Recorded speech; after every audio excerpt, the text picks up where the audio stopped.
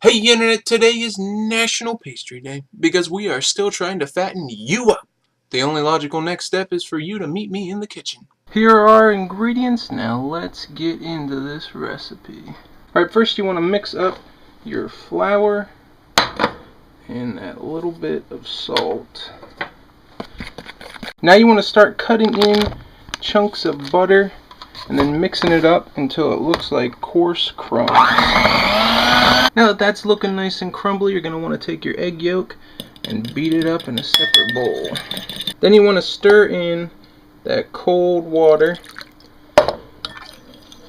And now you gradually stir that mixture into the flour mixture bit by bit until you can roll all that up into a dough ball.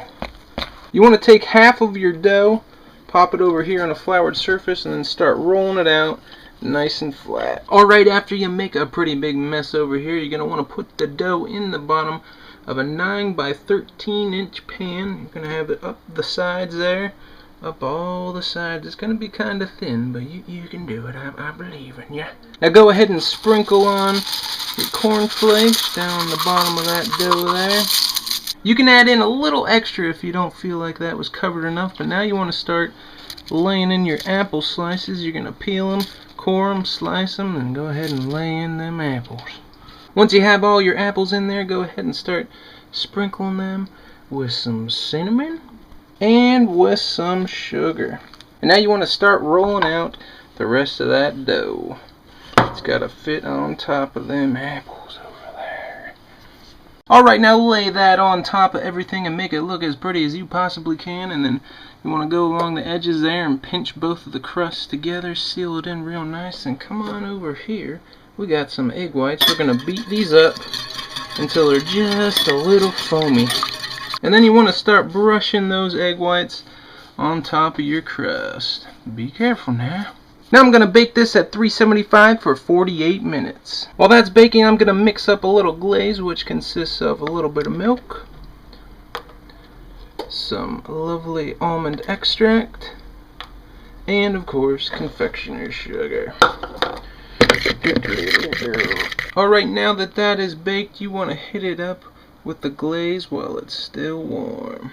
Sprinkle, sprinkle, drizzle, drizzle. How do you like that, pasty cakes? Well, let's see if it's more than meets the eye.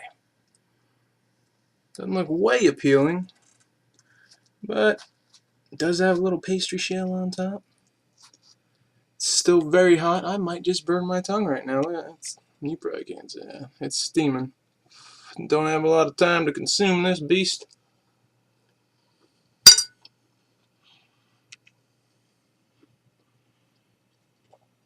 Imagine that. It tastes like an apple pie with less pie filling. I've noticed with a lot of recipes where they tell you, like, put in 10 apples and all that. I put in 9, and there's still just, I mean, you have a little, oops, you got a little of the cornflake mush on the bottom, but I think if you went with like 5 apples, you'd be fine, and you'd have more like a apple pie consistency. It's not too bad though. Can't complain. If you want to make this sweeter than sweet apple pie-ish bonus pastry, go ahead and click that recipe link down below. And in an effort to save you from gut swallowage, there's a second link down there for you to click too.